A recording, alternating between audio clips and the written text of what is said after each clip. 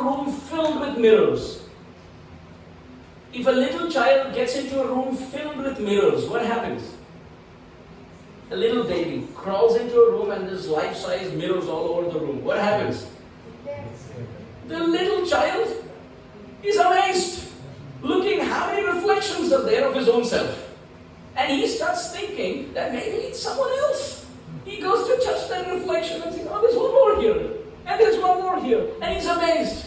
Vishwanath Chakravarti Thakur says, as innocent it is for a child to get into a room full of mirrors and being amazed by his own reflection. That is when Krishna enters the Rasa lila and sees Radharani everywhere.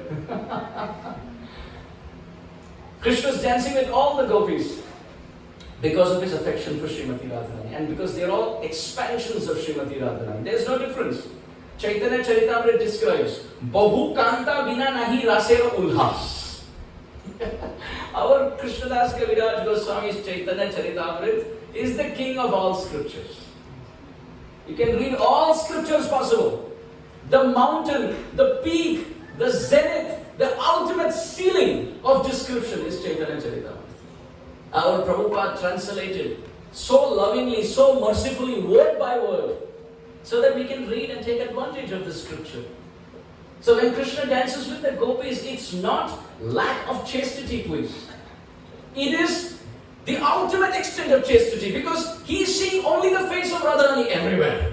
So he ends up dancing with everyone. He sees Radharani here, everyone's body with the face of Radha. So you see sometimes in Halloween, you can see people with different masks.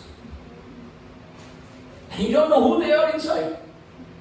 And sometimes there is a group, all of them have the same mask. But that's a perverted reflection of what I'm actually talking about. Everyone's having the same mask and you don't know who it is. Everyone looks the same.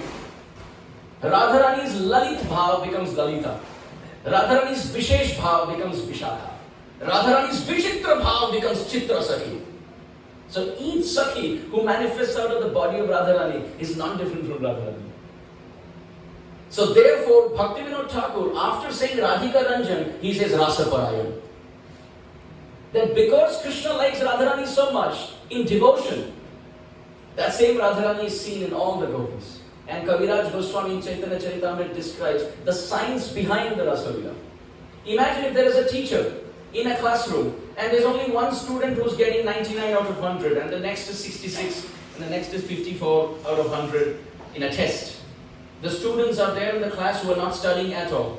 And there's only one student who gets a 99. How inspired do you think the teacher will be?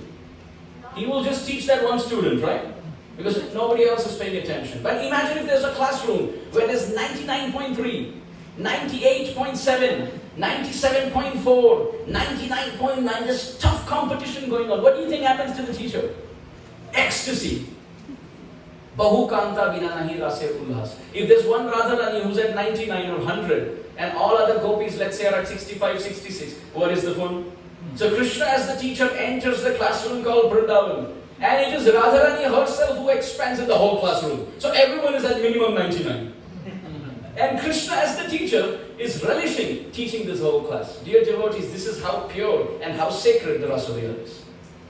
Therefore, Jaya Jaya Rasa Lila Sarva Manoram. It is the king, the crown of all pastimes. So therefore, Bhaktivinoda Thakur here says, Radhika Ranjana, Rasa Parayana. First, Krishna is the property of Radharani, and then the gopis. And then the third line says, everyone in one voice. What does the third line say after that? Please look into the song. Radha Kunda Kunja Vihara. Jiva Jago, Jiva Jago. No, I'm just casually singing.